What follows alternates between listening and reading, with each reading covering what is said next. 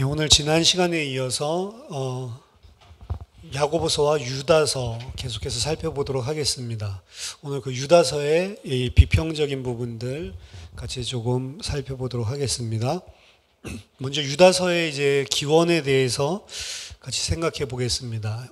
유다서는 이제 부분적으로는 유다서의 그 독자들에게 일반적인 믿음 이것을 붙잡으라라고 권고하고 있는 책입니다. 서신서입니다.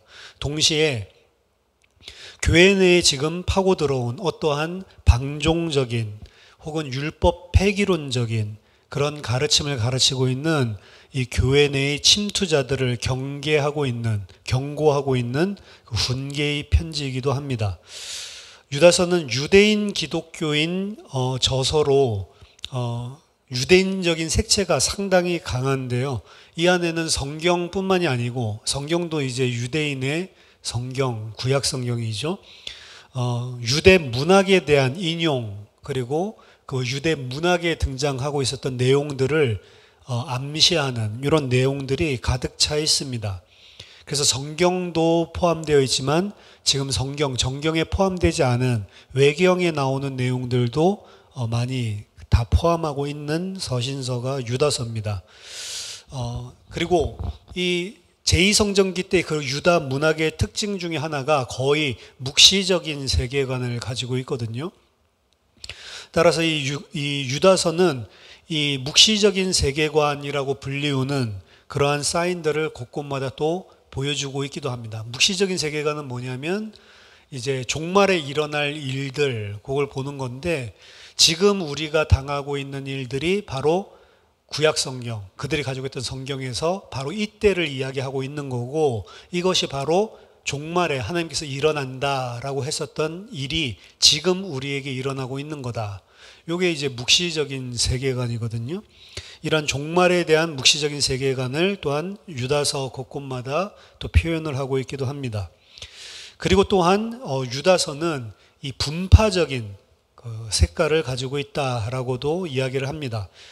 왜냐하면 어떤 의미에서 유다서는 이 수신자들이 그 침투자들을 이제 교회 안에서 맞이한 상태에서 우리 자신이 가져야 되는 분파, 기독교인이겠죠. 그 유대 분파의 하나로 원래 생각을 했었는데 우리 자신인 기독교인으로서 어떠한 통일성, 그리고 어떠한 믿음, 그리고 어떠한 도덕적인 온전함을 가져야 되는지 그 부분을 구분되게 그리고 정확하게 유지하기 위해서 노력해야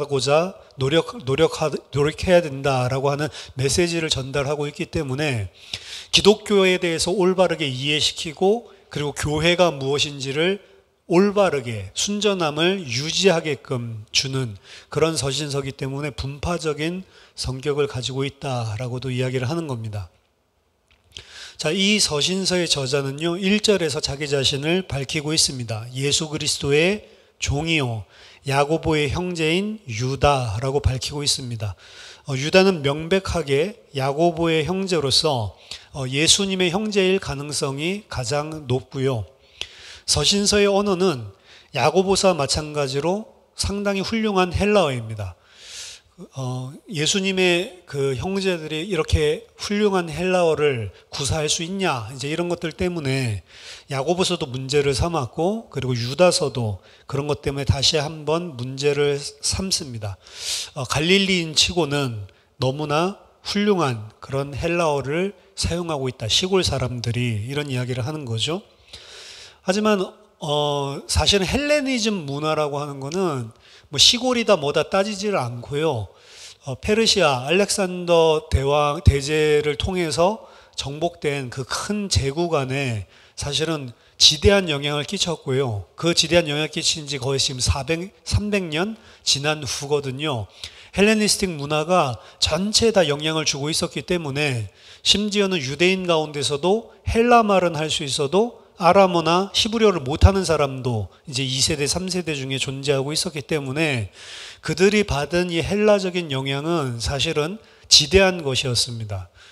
그리고 갈릴리라고 하는 지방 또한 이러한 영향을 적지 않게 받았고 완전히 헬레니스틱의 문화에 영향을 받아서 헬라화 된 부분들이 많이 있었기 때문에 갈릴리 지방의 사람이라고 헬레니스틱 문화를 덜 받았다. 이런 식으로 이야기하는 것은 문제가 있는 거죠.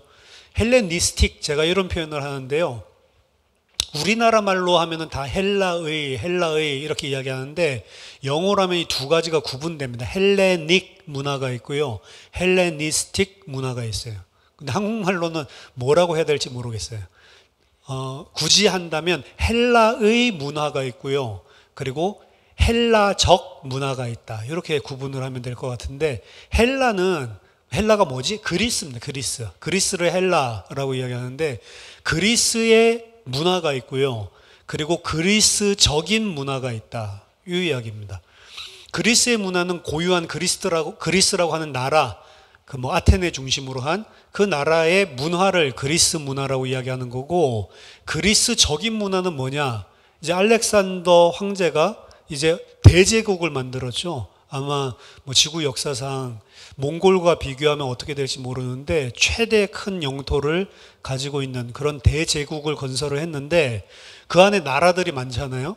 그래서 헬라 문화를 너무 좋게 생각해가지고 이 알렉산더 황제가 나라는 페르시아가 전 세계를 그 당시에 알고 있었던 엄청난 부분들을 정복을 했지만 문화는 뭐를 전파했냐면 이 그리스의 문화를 전파를 했다고요. 근데 이 그리스 문화가 전파될 때 사람들이 그리스 문화를 듣고 야 너무 좋구나 해서 그리스 문화로 바뀌는 게 아니고 그리스 문화를 자기 나라들의 고유에 있었던 문화들이랑 접목을 시켜가지고 약간 변형된 형태로 그리스 문화를 받아들이게 됩니다. 그게 이제 헬레니스틱 문화인 거예요. 그래서 그리스 고유의 문화가 다른 나라의 국제적인, 제국적인 그런 문화들이랑 합쳐져서 독특한 그런 헬라 문화지만 헬라적인 약간 독특한 색깔들을 띠게 되는 거죠. 그렇게 약간 제국에 맞게 그리고 그 제국에 있는 각 민족들과 지역들에 맞게 변형돼서 상황화되어진 채택된 이런 문화를 헬레니스틱, 헬라적인 문화다라고 이야기를 하는 건데 결국에는 사실은 헬라의 문화가 영향을 줬지만 헬라적인 문화가 이제 편만한 거죠. 1세기는. 그래서 유대도 마찬가지로 그리고 갈릴리도 이 헬라적인 문화가 많은 지대한 영향을 끼치고 그들은 사실은 이거는 헬라적인 문화야 이렇게 받아들이는 게 아니고 그들의 그냥 문화인 거예요. 예를 들어서 우리나라 토착 외래어 같은 경우도 보면 사실은 에어컨 이거를 냉방기라고도 이야기를 할 수 있지만 보통은 에어컨이라고 그냥 이야기를 하죠. 사실은 영어에 썼다온 영어로 치면은 에어 컨디셔너인데 그걸 줄여가지고 아마 일본 영향을 받은 것 같은데 에어컨 그냥 이렇게 부르는 게 일반 명칭이잖아요. 그렇죠? 냉방기 그렇게 부르는 사람보다는 그냥 에어컨이라고 부르는 그 에어컨이라고 했을 때 이거는 미국 문화 영향 받았어 이런 생각 자체를 안 한다고요. 그렇죠? 커피 그러면은 이거 외국어야 이런 식으로 안 받아들이고 그냥 커피로 그냥 받아들이는 거죠.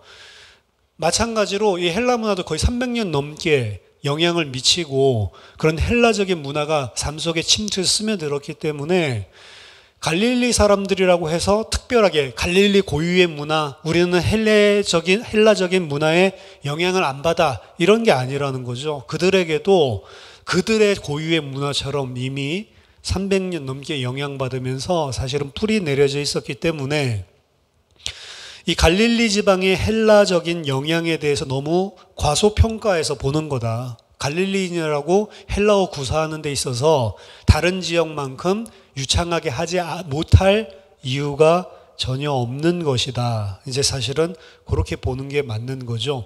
그래서 훌륭한 헬라어를 쓴다라고 하는 것들 자체는 큰 문제가 사실은 되지 않습니다. 예수님의 형제들도 충분히 그런 훌륭한 헬라어를 쓸 수 있고 더더군다나 그게 정 부족한 사람이라면 또 자기 자신의 도와주는 그런 이 번역자들 그런 비서들도 있기 때문에 충분히 가능한 것이죠. 따라서 이 저자는 구약 성경을 이용을 할 때에도 헬라어 번역본을 사용은 하고 있지만 헬라어 번역 자체를 갖다가 이 염두에 두고 하는 게 아니고 오히려 그 훌륭한 헬라어로 씀에도 불구하고 아람어 성경을 잘 알고 있는 것처럼 아람어적인 그런 이 인용들, 그런 부분들을 사용하는 것들을 이 유다서에서는 볼 수 있습니다.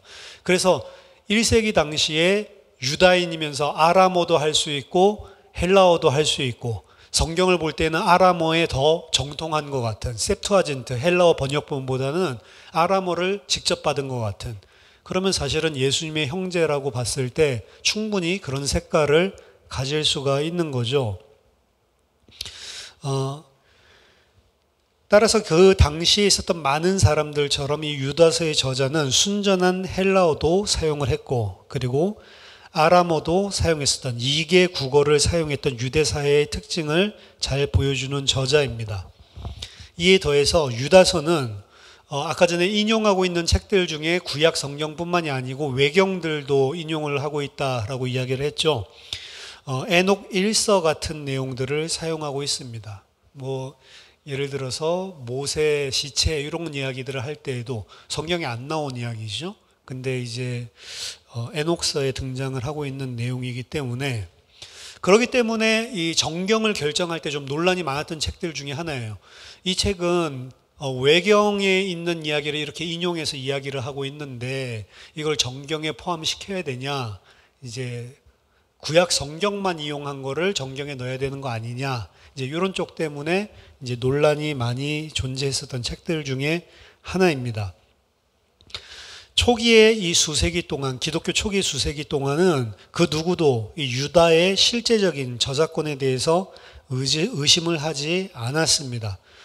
이에 대해 많은 논란이 없었던 이유 중에 하나는 사실은 유다서 외에는 우리가 예수님의 형제 유다에 대해서 알 수 있는 그런 정보를 가지고 있는 문헌들이나 자료들이 전혀 없어요. 그렇죠? 여러분들도 유다, 뭐 가룟 유다는 알겠지만 예수님의 형제 유다에 대해서 뭐 성경에서 이름만 슬쩍 언급을 하고 있지 그분이 뭐 어떤 분이다 이런 것들을 성경 자체도 없지만 성경뿐만이 아니고요, 외적인 자료에도 거의 그에 대한 기록이 없기 때문에, 그렇기 때문에 뭐 이 사람의 특징을 명확하게 알 수 있는 것도 아니고, 그리고 그 사람을 사칭해 가지고 가경을 쓰는 것도 사실은 뭐 그렇게 유명한 것 같지가 않은데, 일반적으로 굳이 유다를 사칭해서 바울을 사칭해서 쓰거나 베드로를 사칭해서 쓰는 거는 가경적 충분히 가능한 것이지만 유다를 사칭해서 쓴다?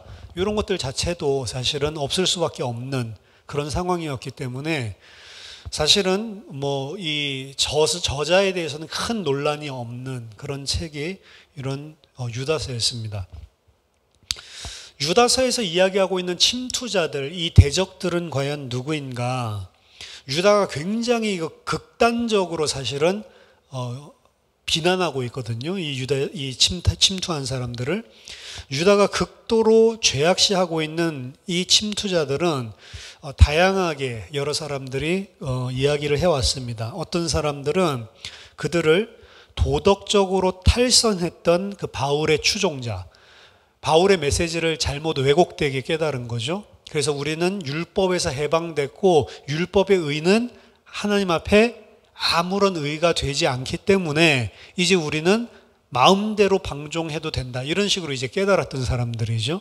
이런 바울을 추종했지만 바울의 메시지를 어떻게 보면 왜곡되게 깨달았었던 기독교인들, 이렇게 보기도 하고요.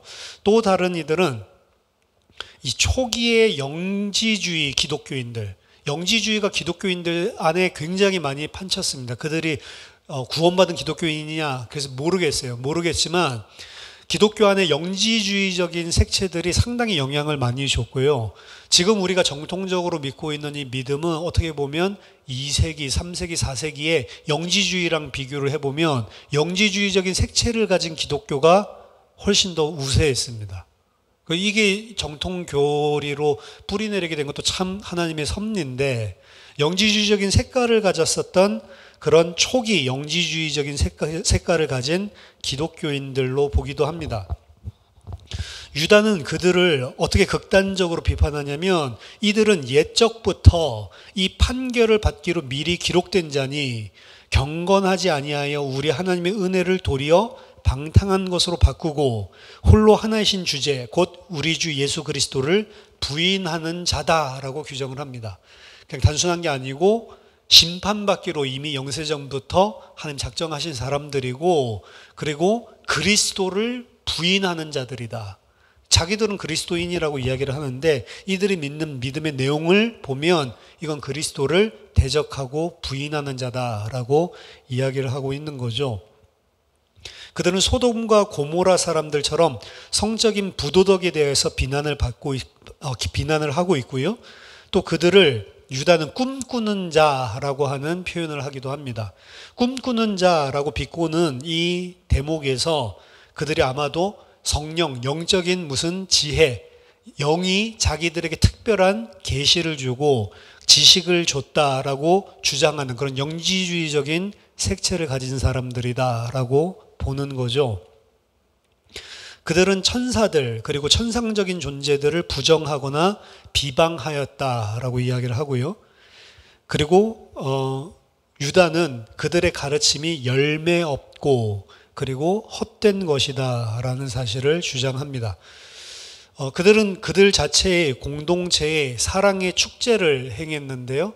이 사랑 축제라고 하는 이 러브 페스티벌이라고 하는 거는 사실은 교회 안에서 애찬, 교회 안에서 성찬을 나누는 거 있죠. 그것을 표현하는 또 다른 표현이었는데 이 유다가 이야기하기를 그들 자체가 하는 이 사랑 축제는 헬라인들이 행했었던 스타일의 심포지아는 거기서 막 철학 논쟁도 하고 뭐 소크라테스가 철학자들이랑 막 밤새도록 술 마시면서 논쟁하고 뭐 이랬던 것들이 사실은 그 심포지엄에서 일어났었던 일들인데, 그런 헬라의 영향을 받은 이런 심포지아 혹은 음란한 술 파티로 변질시켜서 그 성찬이 아니고 진짜로 예수 그리스도의 사랑을 함께 나누고 공유하고 이런 성찬이 아니라 그들이 나누는 것은 이런 세속적이고 그리고 음란한 그러한 술 파티로 변질시킨 자들이었다. 그래서 기독교인들의 이 사랑 축제를, 사랑 애찬을 어떻게 변질시켰냐? 더러운 심포지움 같이, 더러운 술 파티처럼 음란한 문화로 변질을 시키고 오염시켰다는 것입니다. 그들은 탐욕스럽고 욕심이 많았고 자기 자신에게만 몰두를 했고 자기 자신을 섬기며 사람들을 이용하는 자들이었습니다. 그들은 악하고 경건하지 않은 욕망에 이끌려서 불평하고 비난하는 것에 충실했고요.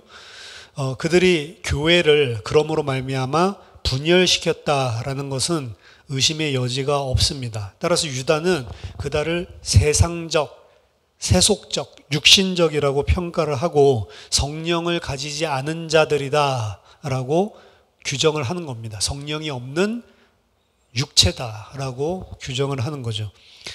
유다는 또한 그들을 가인, 그리고 하나님을 대적하여 배역하고 천상을 떠났던 천사들, 마귀, 사탄, 귀신들을 이야기하는 거죠.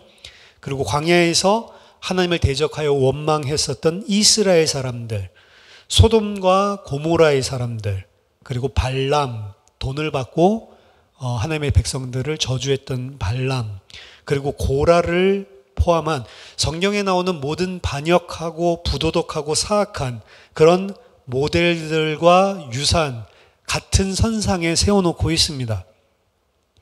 유다는 그러한 사람들에게 무엇이 기다리고 있는지 분명하게 다 까놓고 이야기를 합니다. 그들을 기다리고 있는 것은 멸망, 정죄, 영원한 불, 캄캄한 흑암, 심판밖에 없다라는 사실로 그들의 운명에 대해서 분명하게 이야기하고 있습니다. 이 침투자들에 대해서 유다가 보여주는 결론적인 이미지는 경계선을 넘은 자들, 이게 이제 죄거든요. 그래서 하나님이 정해놓으신 복음의 경계를 넘은 자들, 즉 이들은 교만뿐만이 아니고 그리스도와 하나님을 부인하는 자들이고 도덕적인 일탈을 하는 자들이었다. 심각하게 그것도요. 이렇게 유다는 규정을 하고 있습니다. 이러한 죄인들은 그냥 일반적으로 존재했었던 그런 죄인들의 모습인가? 뭐 요즘에도 이런 색깔을 가진 기독교인이 교회 안에 충분히 있을 수가 있죠. 그런 일반적인 사람인가? 아니면 그런 일반적인 걸 이야기하는 게 아니고 구체적으로 그때 존재했던 그룹을 지칭해서 하는 이야기인가? 제가 봤을 때는 구체적인 그런 믿음을 추구하는 이런 집단들, 무리가 교회 안에서 분파적으로 존재를 했다라고 보고요. 만약 그렇다면 그들은 누구인가?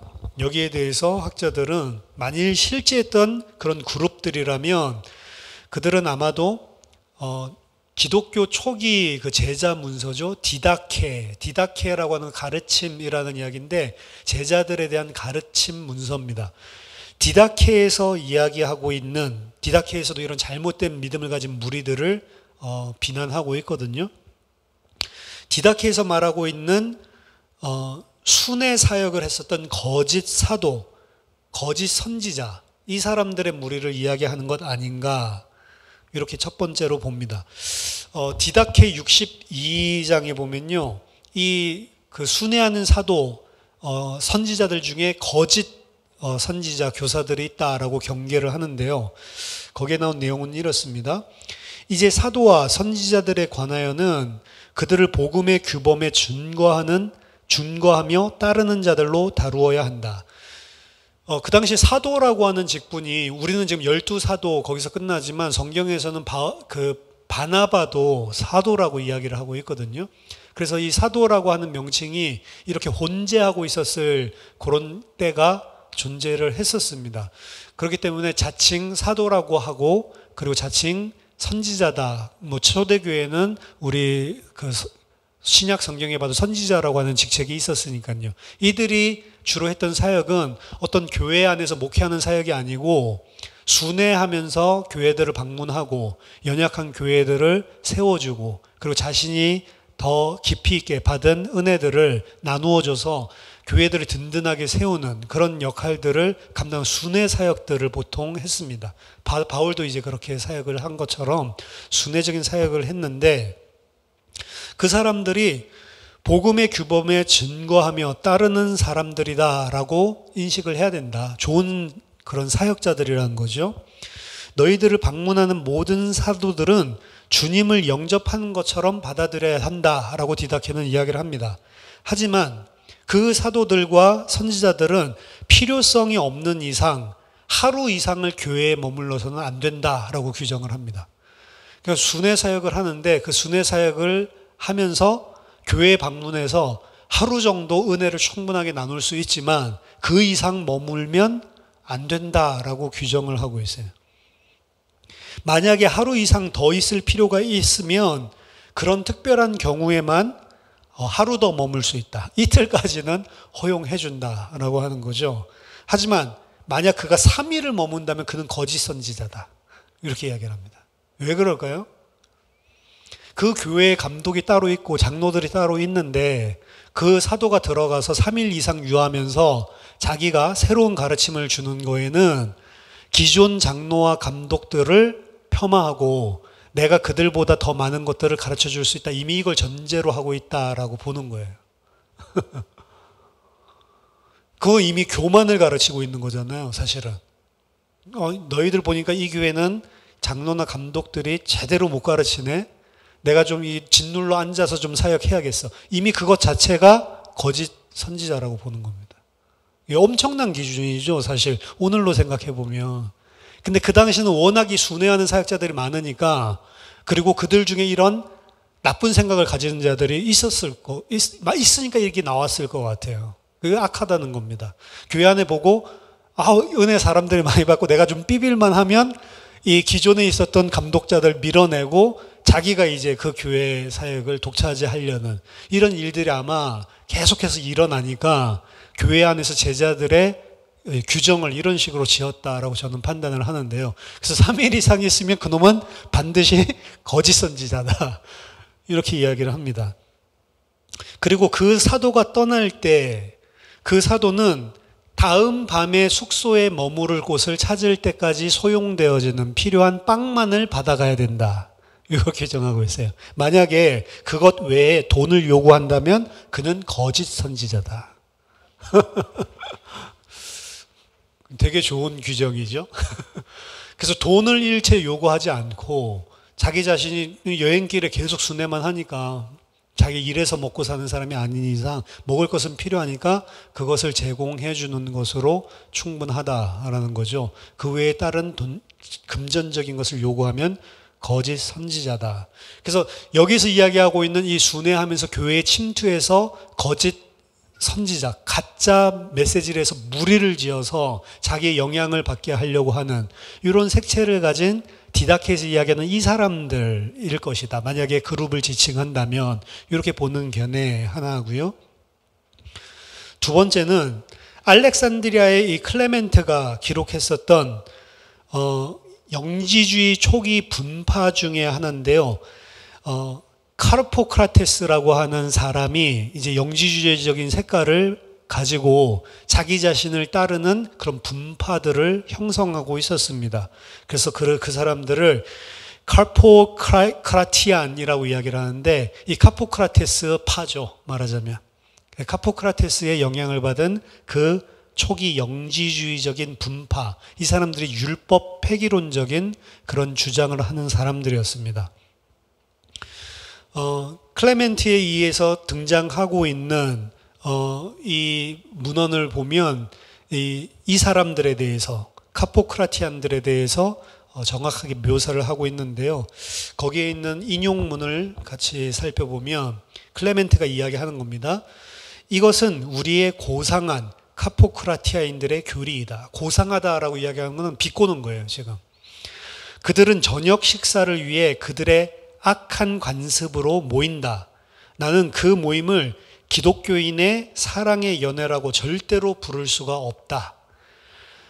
그들이 이제 모이는 그 연회를 설명하는데요.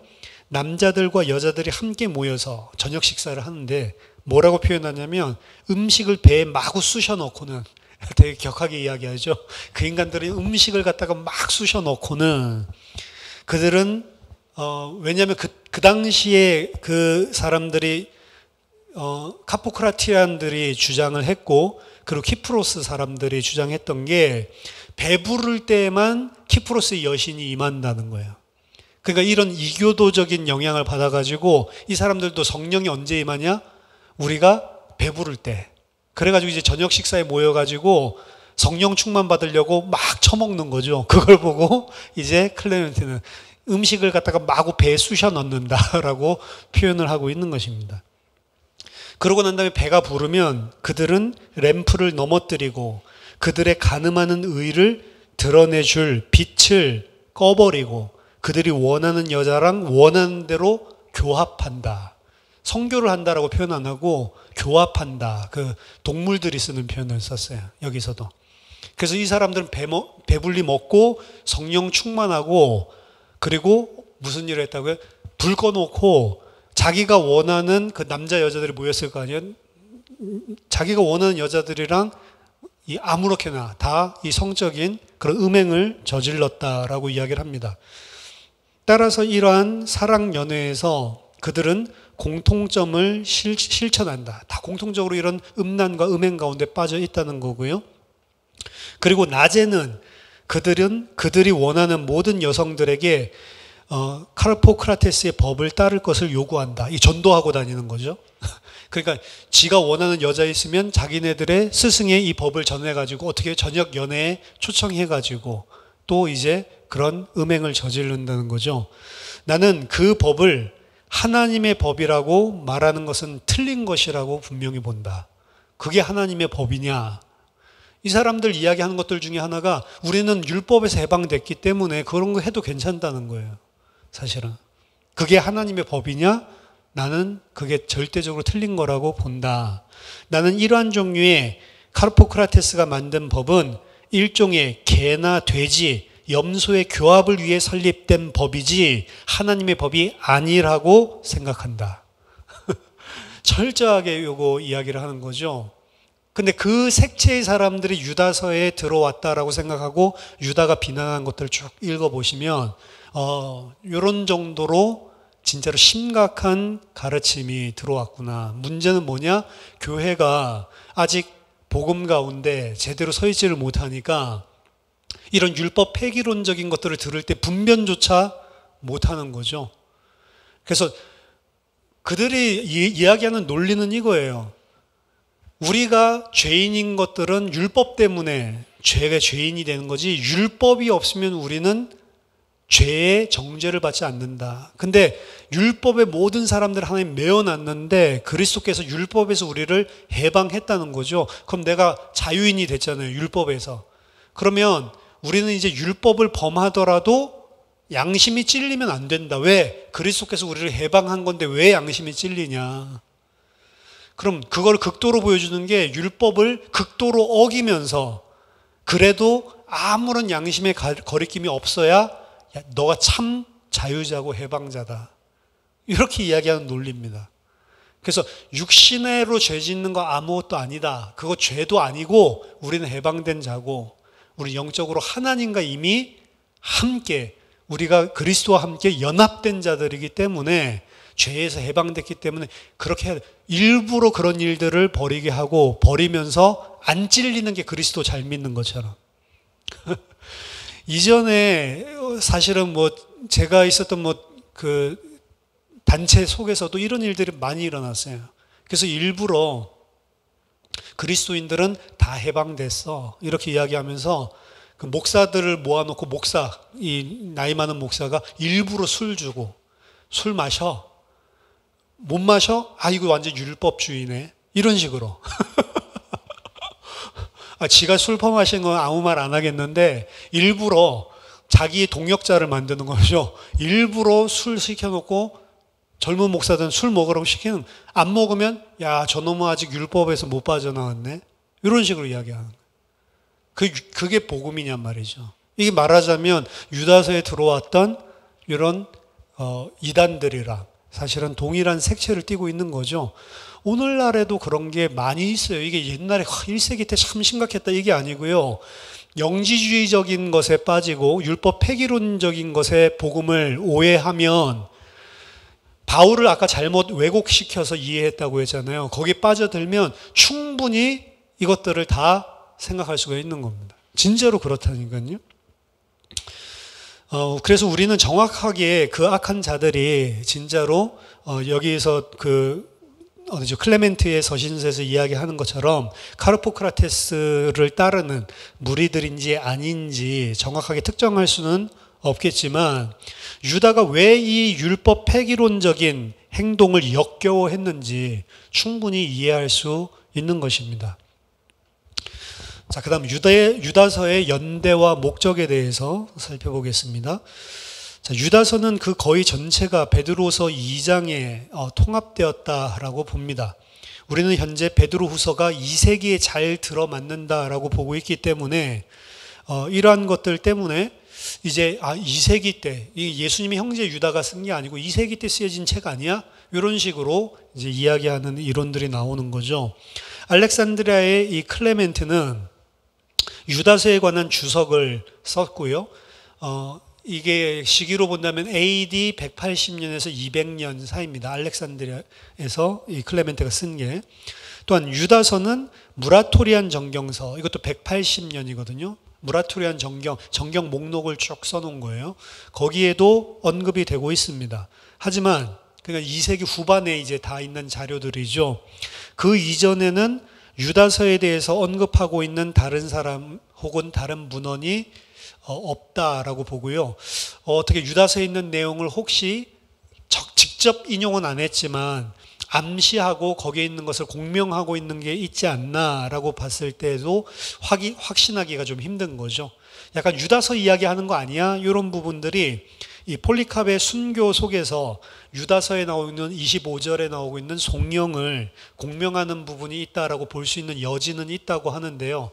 폴리캅은 이제 그 2세기 초죠. 순교할 때. 그러니까 이미 폴리캅이 알고 있는 건 아닌가? 근데 이제 그것도 미약하기 때문에 사실은 2세기 후반 외에는 정확하게 이 유다서에 대한 언급이나 그리고 공명하고 있는 부분이 발견하기가 힘든 상태입니다. 그렇기 때문에 유다서를 늦은 연대로 보고 주장하는 사람들이 존재를 하게 됐는데요. 첫 번째는 이 기독교의 믿음은 이런 것이다. 이런 고정화되고 규정화된 스탠다드, 기준이 있는 그런 믿음 체계로서의 일반적인 믿음. 유다서에서는 그 일반적인 믿음에 대해서 이야기를 하고 있는데 그 개념은 사실은 2세기 정도가 되어야만 공식적으로 교회 안에 규범화되어지고 형식화되어져서 나타난 것이다 라고 여기기 때문에 이거는 예수님의 형제 유다가 썼을 리가 없고 2세기에 쓰여진 서신서다라고 이야기를 합니다. 하지만 사실은 공식적인 형태 혹은 고백적인 우리가 믿는 것은 이런 것이다 라고 하는 주장에 대한 진술이 이 믿음이 2세기에 등장하는 것이 아니고 이미 AD 70년 이전에 이미 바울의 서신서라고 의심할 수 없는 AD 70년 이전에 쓰여진 바울의 서신서에도 이미 그런 내용이 있구나라고 추정할 만한 게 이미 존재를 하고 있습니다. 이미 그때 기독교의 믿음은 이런 것이다 라고 공식적으로 널리 공용되고 있는 내용들이 있었기 때문에 그걸 2세기 때에 가서야 형성됐다라고 하는 그들의 주장은 잘못된 것이다. 두 번째로 그들이 주장하는 것은 17절에 우리 주 예수 그리스도의 사도들이 미리 한 말, 요 표현들을 통해서 이 서신서를 적어도 1세기 말 혹은 그 이후에 쓰여진 것 아니냐라고 이야기를 합니다. 물론 그럴 수도 있지만 여기에서 말하고 있는 사도들이 미리 한 말이라고 하는 것은 사도들 자신이 아니라 사도들의 선교적인 활동을 일컫는 것이다 라고 볼 수 있습니다. 바울 자신도 사도들이라고 하는 복수를 사용하면서 그들의 활동을 논하고 있고요.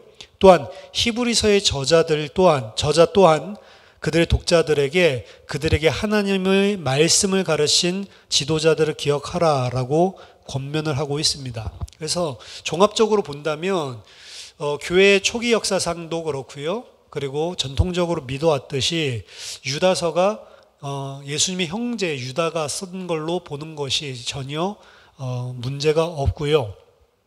종합적으로 유다서는 교회의 독자들, 교회의 성도들에게 훈계하고 좀 강력한 훈계죠. 그리고 권면을 하는 편지이고요. 어떠한 특정한 상황이 벌어졌기 때문에 특정 사안에 대해서 독자들에게 기록한 것입니다. 어디에서 누구에게 기록되어진 것인가 라고 하는 구체적인 것들은 사실은 학문적인 추측의 영역이지 본문에서 전혀 밝히고 있지 않고 있고요. 적절한 상황 자체는 우리들이 상상을 할 수는 있겠죠. 따라서 유다서가 적절하게 우리가 생각을 해본다면 약 50년대에서 70년대 사이에 시리아 팔레스타인 지역 혹은 트랜스 조단 지역, 요단강 동편이죠. 혹은 이집트 지역에 있는 유대인 기독교인 공동체에게 쓴 편지가 아닌가라고 보고요. 이 편지는 초기 기독교의 가르침의 강력한 한 측면을 보여주고 있습니다. 그래서 율법이라고 하는 것을 폐기론적으로 받아들이고 복음과 율법을 완전히 상반된 것으로 보는 것들 자체가 사실은 잘못된 것이죠. 율법은 하나님의 뜻을 나타내는 것이 맞고요. 진리가 맞고요. 그 안에 있는 삶을 다 살아낼 수 있다면 사실은 그 사람은 의인인 것입니다. 그래서 그걸 못 살기 때문에 문제가 되는 것이지, 그렇기 때문에 그 안에 흐르고 있는 하나님의 백성들을 향하신 의도, 이런 것들은 제의적인 이런 것들이 다 폐기됐더라도 그대로 사실은 동일하게 기독교인들에게도 적용되는 것이고, 그런 부분들에 대해서 우리들이 잘못 깨달을 때 반율법적인, 율법 폐기론적인 이런 상황들로 나가는데, 그거는 결국에는 내 자신을 육체의 욕심을 따라 내 육욕을 채우는 쪽으로 사실은 호도시키는 것이고, 그것은 복음이 아닐 뿐만 아니라 그리스도를 대적하는 것이다 라고 규정을 짓고 있는 겁니다. 그래서 복음을 많이 깨달은 사람일수록 빗나가는 사람이 더 많은 현상이 교회의 역사를 보면 드러납니다. 예를 들면 중세 교회에서 그 타락이 일어나는 것보다 개혁 교회 안에서 타락이 일어나는 게 더 심했다고요. 무슨 타락이면 성적, 도덕적 이런 윤리적인 해이 있죠. 이게 중세 교회 우리는 잘못됐다라고 이야기하잖아요. 그 삶을 보면 이 사람들보다는 어디서 더 많이 일어나냐면 개혁 교회에서 더 많이 일어났다. 종교 개혁이 일어났다. 프로테스탄트 안에서. 칼빈이 이제 중요한 부분들을 가지고 중요한 역할들을 했지만 칼빈이든 루터든 하나님께서 항상 교회 안을 개혁하는 일들을 할 때 보면 메시지가 이신칭이거든요. 근데 이신칭의를 강조하면 강조할수록 시간이 지나면서 어떻게 되냐면 방종적이고 율법 폐기론적인 게 교회 안에 드러난다. 항상 그랬어요. 항상. 그러니까 그 다음 세대가 꼴값 떤다라고 보는 거예요. 도대체 저 사람들 뭐냐? 예수 믿는다면서 저게 예수 믿는 거야? 그래서 이 사람들이 항상 들고 나오는 게 sanctification by works, 행위를 통한 성화, 이걸 강조하고 나오는 거예요. 그 행위를 통한 성화, 이걸 강조하고 나오면 또 시간이 흐르면 이게 뭘로 바뀌어요? 율법, 종교로 또 바뀌어버린다고. 그러면 또 뭐를 하나님이 사용하세요? 이신칭의. 그래서 알스트로밋은 이 미국 아메리칸 처치 히스토리, 크리스천 히스토리를 보면 유럽에서부터 이제 미국의 그 신학 뿌리가 어떻게 드러났는지 미니멀리스트이기 때문에 정확하게 있었던 팩트들 가지고 쭉 나열을 하고 있는데 거기에 보면 이게 교차적으로 계속 일어나요. 교회 역사 안에. 그래서 이신칭이 일어났다가 성화, 이신칭이 성화. 이게 항상. 그렇죠. 이게 우리들이 잘 깨달아야 되는 밸런스입니다. 하나님은 어떻게 원하시냐면 진짜로 그리스도의 은혜를 알면 자기 자신의 육신을 따라 사는 것이 아니고 하나님의 뜻에 하나님께 순종하며 사는 삶을 살게 돼 있다. 이렇게 하나님께서는 사실은 복음으로 우리를 은혜를 주신 건데 인간의 죄성은 어떻게 한다고요? 이 은혜를 잘 깨달았다라고 깨달은 척하면서 어디로 끌고 가냐면 하나님의 뜻이 아니라 내 육신을 만족시키는 것들, 그걸로 끌고 나간다. 그래서 우리는 율법으로 말미암는 의가 아니다. 그렇기 때문에 그것에 매이는 것 자체가 불신앙하고 있는 것이다. 이런 식으로 이야기를 하는 거죠. 얼마나 잘못된 사상이. 그런 율법 폐기론적인 가르침을 하는 사람들도 많이 있습니다. 이 복음을 깨달았다라고 하는 사람들 중에 우리들이 눈여겨 사실은 봐야 되는 거죠. 그래서 복음 깨달았다고 하는 많은 사람들 중에 이런 율법 폐기론적인 부도덕, 방탕, 방임 이런 게 드러나는 케이스들이 오늘날 교회에도 많습니다. 하나님 뜻이 아니고 복음도 아니고 예수 그리스도 섬기는 게 아니라는 거죠. 그래서 야고보서랑 유다서가 동일하게 이 이야기들을 하고 있는 건데 제가 봤을 때는 필요한 메시지다. 왜? 인간의 죄성 때문에 있는 메시지예요. 야고보서랑 유다서는. 실제 교회에게 주신 은혜가 어떻게 변질되었는지 이 부분에 대해서 하나님께서 교회에게 주시는 음성이다라고 생각을 합니다. 저 여러분들이 좌로나 우로나 치우치지 아니하고 그리고 하나님의 복음을 잘 알고 깨닫고 하나님의 뜻대로 순종해서 사는 그런 주의 백성들 되기를 예수 이름으로 축원합니다. 한번 기도하시겠습니다. 살아계신 하나님 아버지 은혜를 감사드립니다. 유다서를 통해서 저희들에게 바른 복음, 바른 진리를 깨달은 주의 백성이 무엇인지를 알게 하여 주시고 하나님 잘못된 또다시 우리의 육신을 추종하고 육신을 쫓아 방탕 가운데 임하는 거짓 교리들을 분별할 수 있는 정확한 복음의 기준을 가질 수 있도록 도와주시옵소서. 이 땅 사는 동안 하나님의 온전한 하나님의 백성으로 하나님 잘 장성하고 지어질 수 있도록 우리를 말씀으로 붙들어 주시옵소서. 예수 그리스도 이름으로 기도하옵나이다. 아멘.